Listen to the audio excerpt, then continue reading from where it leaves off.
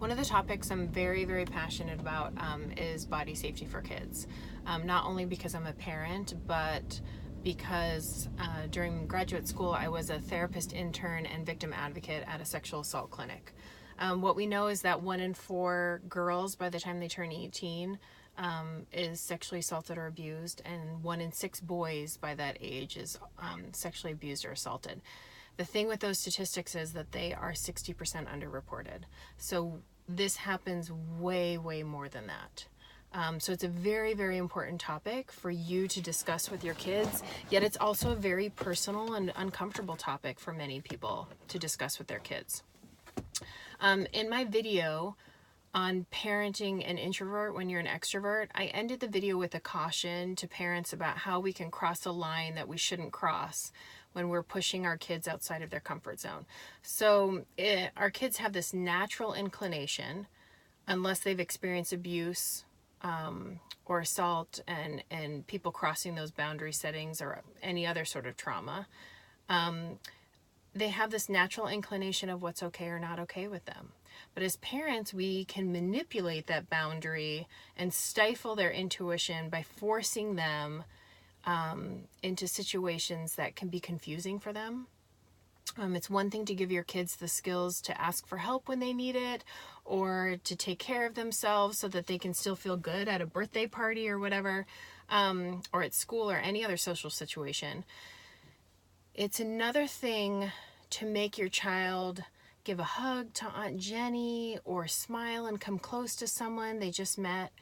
When they feel uncomfortable or hesitant, we need to allow them to say and do what they feel comfortable with and not make it a big deal. We tend to make it about us. So we shouldn't force them to do these things that go against their own natural intuition. Pushing the boundaries of what they feel capable of in social situations, as far as anxiety goes, is really important. But pushing against their boundaries of what they feel like is okay or not okay, as far as safety goes, personal safety, is not okay. I'm going to give you an example of that. So a few years ago, at my son's Eagle Court of Honor, I was talking with a family member who had a young, probably, I think maybe toddler, 2-year-old on her hip. And I engaged the kiddo, said hi, and kind of like reached out to see if they wanted me to hold them. And the child kind of pulled away and snuggled up against mom and just wasn't feeling comfortable at that time. I said something like, "That's okay. Like, you don't need to come to me if you don't feel like it. You're the boss of your own body. No problem." The mom was super relieved because she mentioned how it always bothered her when adults would make it such a big deal when her kids were not feeling comfortable going to them, even if it's, a family member that they're usually really comfortable with. In that moment, if they're not okay with that, it's not a sign. I'm not an abuser. It wasn't a sign that the kid didn't feel comfortable with me, but at that moment, that's not something that they wanted to do. And so encouraging your kids to be the boss of their own body and to just go with that is something that we need to help facilitate and develop with our kids. If you need some help initiating the conversation about body safety, then here's a couple resources. So one of the books I read years and years and years ago when I first had kids was called Protecting the Gift by Gavin DeBecker. He was on Oprah way back when, and it's a really powerful book that helps us re-engage that part of ourselves as adults. Often as adults, as parents, we shut that down like, oh, I'm not gonna call a friend's house and ask them if they have guns in the house, and if they have pornography around or whatever it is, because we're embarrassed, right? We're worried about what they're gonna think. That's a great book to kind of re-engage in that way. Another book that I really love that I use in my lessons at school, in my school counseling job, is called My Body Belongs to Me. And the website that goes along with that book has a lot of really fantastic resources too. It's a good conversation starter. It's a picture book. And when you type in that book, when you do that on Amazon, lots of other books come up. So if something else stands out to you, there's a book about saying no in an assertive way. Several of them I have in my office, and they're really fantastic. Something to keep in mind, that if you are a parent and you experience childhood sexual abuse or assault, it's really important. Parenting can be so triggering in that way of your experience. It's really important to seek out a therapist if you can, who specializes in trauma. You can also go down a research rabbit hole by Googling parenting with adverse childhood experiences, or what they call ACEs, and see what resources might help you.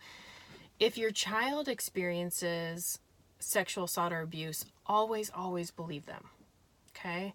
And seek out some sexual assault resources. So here in the Seattle area, for example, and most cities hopefully have these kind of resources. In the Seattle area, in Snohomish County, there's something called Providence Intervention Center for Assault and Abuse, and that's where I interned. It's a fantastic organization. In King County, there's something called King County Sexual Assault Resource Center, or KSARC, and they're also fantastic. You can get connected with advocates, people that can walk you through the legal and mental health resources that you have in your area. The bottom line is, if someone asks or makes your child touch them, if someone touches your child's body in any way that makes them feel uncomfortable, including a back rub, a shoulder rub, anything that comes across, because that person might be that adult or older child or whatever might be grooming them in a way. So starting with a light touch on the arm and shoulder, see how that child reacts, and then it progresses from there. So even if it seems like something that's innocuous, if your child feels uncomfortable, you can talk to them. Has anybody ever touched you that way that makes you feel uncomfortable? Just look for those signals, okay?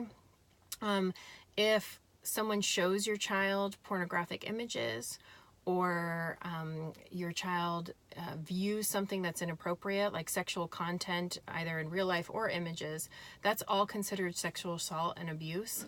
And so working through those channels, like the advocacy, those agencies I previously mentioned, or whatever you have in your area, is going to be really, really important. So there's a lot of nuance around this, obviously, but please do not avoid having this conversation with your child at every stage of their life, including older kiddos, all the way from toddlers when they're first verbalizing, all the way till they're out of our care. It's really important to normalize and destigmatize this conversation around body safety so that we can help protect our kids as much as possible.